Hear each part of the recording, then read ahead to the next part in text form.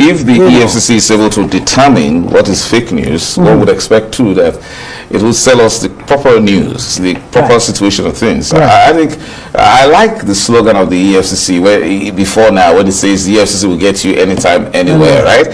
So that's, you know, connotes a very powerful organization that's ubiquitous. In that case, and then an individual, that kind of powerful organization against an individual, the organization should show some restraint and should show some measure of you know, application of standards. You see, I can say this on behalf of Ola Olukayode, the chairman of the EFCC, that he's committed to standards, but sometimes, oftentimes, the operatives of the EFCC get somewhat overzealous, and when they do that, it shouldn't be too difficult to explain.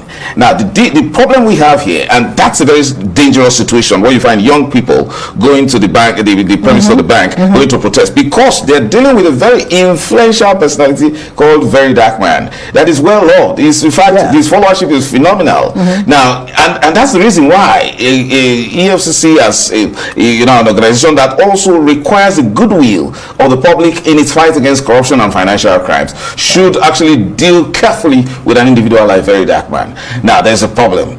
He has been arrested, and then there seemed to be a form of strong, you know, cooperation that was offered by the Guarantee Trust Bank.